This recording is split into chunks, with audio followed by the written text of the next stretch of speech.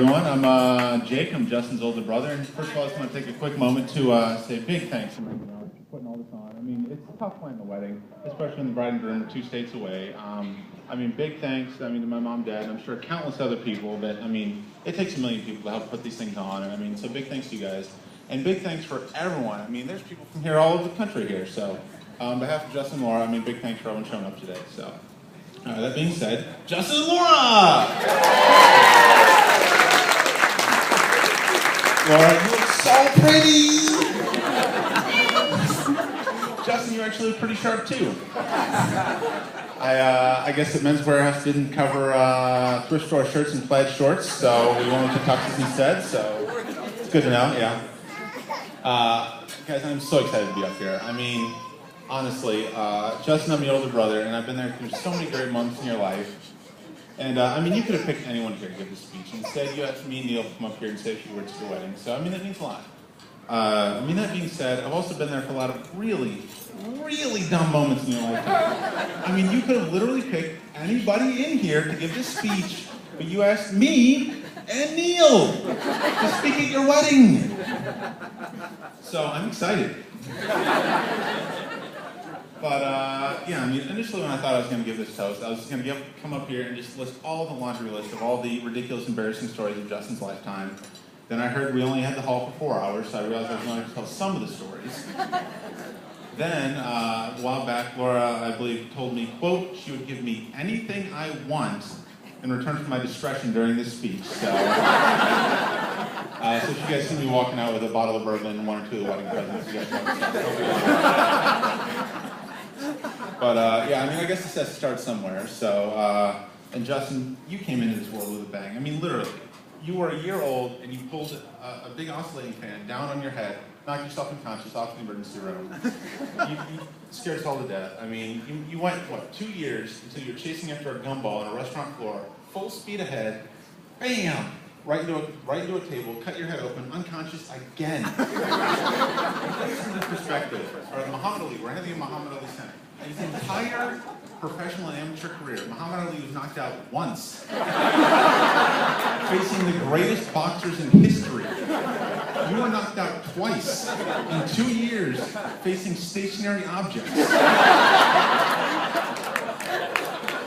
Right? We honestly didn't think you were going to live to see kindergarten. And I think your kindergarten class wish you hadn't lived to see kindergarten. You terrorized those poor kids.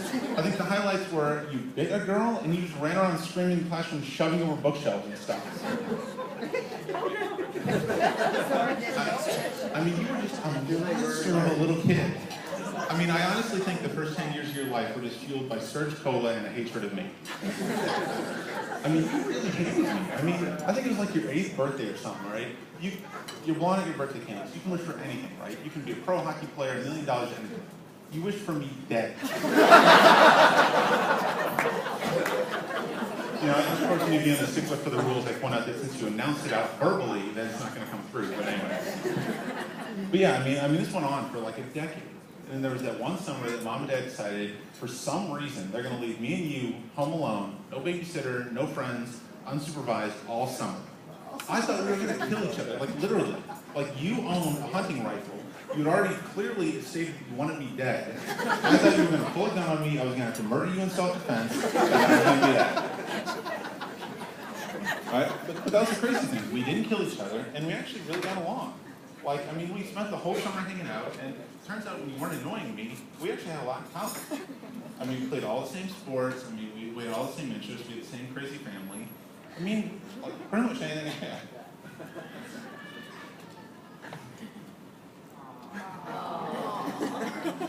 Pretty much anything I did in life, there's always something I could share with you. So, it was really nice. And, we did that for 4 years, and then, I went off to college, we each grew ridiculous hairstyles of our own fashion. We still got to hang out over the summer, we still hung out whenever we could, and then you went off to college, we still hung out, and tried to keep in touch. And then, I think it was one time after church, I think we met you for Easter, and you asked if, she doesn't like this story. But yeah, afterwards you asked me if I wanted to meet Laura Hamilton of the Significant Other Persuasion. So of course the setup like that, we had to fight. So, I mean, we spent probably half an hour after church, I mean, talking to Laura. I mean, we had to see her graduation, and pretty much all throughout the summer. And, I mean, Laura, two things pretty quickly became obvious. One, you were super nice. How are you this nice? I mean, you're so fun to be around. I mean, even the times that I'm not even entirely sure you're trying to be funny, you still end up being really funny. I mean, it would be like, you know, we'd all be hanging out, I'd be talking to my wife, and we'd be like, oh yeah, I mean, Justin's gonna join us for dinner, and she'd be like, okay. Is Laura Hamilton coming? I'd be like, yes, she is. But we'd high five, it'd be awesome. We're so excited to be, you know, having you join our family. I mean, if for no other reason than we at least need more people in family photos reminding Justin how short he is. But yeah, other than you just being awesome, I mean, the second thing that became painfully obvious early on is you guys are ridiculously in love. I mean, even putting a couple 100 miles between you guys, I mean, didn't do anything to slow you guys down. And I mean, you guys did the long distance thing for 4 years. And I mean, I did it, you know, about a year or so when I first started dating my wife, and I'll tell you, like, it's tough. You know, I mean, it's one of those things where, you know, when just talking to someone, you have to plan around night and weekend minutes, and, you know, when going on a date, you have to have an oil change afterwards. I mean, it's tough. But it's one of those things that, I mean, where you have to get up every single day and say, look, there's a lot of things that are about this are really inconvenient, but for this person, it's worth it.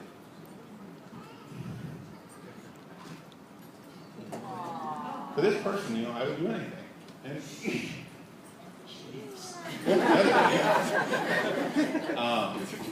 you know, and I think it's that determination that forms one of those great cornerstones for marriage. And, you know, because, I mean, inevitably there are going to be tough times. I mean, there's going to be times you guys are going to be 200 miles apart, or working 72 hours a week, or planning a crazy wedding, or dealing with whatever. And, you know, it's that determination that's going to get you guys through. And, you know, I couldn't imagine two people better for it. Laura, I don't know if you've noticed, but when Justin does something, he does it 100%. I mean, whether or not it's running after a gumball into a table, or annoying me, or studying hard in school and becoming valedictorian, or becoming a doctor, or loving you, I mean, he puts his heart into everything that he actually sets his mind to. And Justin, I mean, I couldn't imagine someone, I mean, better suited for you. I mean, geez, Laura's a doctor, a cross-country runner, and she plays the piano. I don't know anyone who does any of those things casually. All right, and I mean, that being said, I mean, she totally loves you. And I mean, that's no small task. I mean, you are an acquired taste.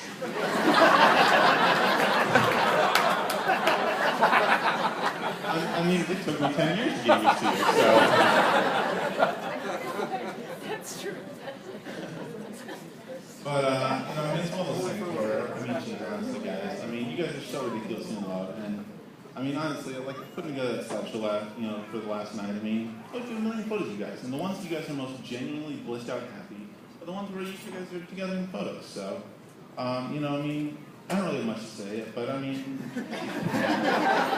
you know, I mean, honestly, if you guys just keep this determination and enjoying the happiness that you guys have right now, I mean, there's no doubt that we'll be here, you know, 25, 50, probably even 75 years from now, toasting you guys' anniversary. So, one line left. All right. I mean, I know you guys don't need it, but I wish you all the love and happiness in the world. So, best of luck, guys. Justin, Laura.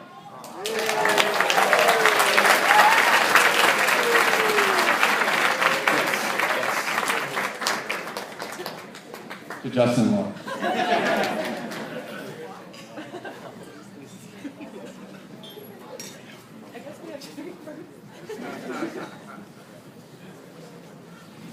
Next, please welcome our best man.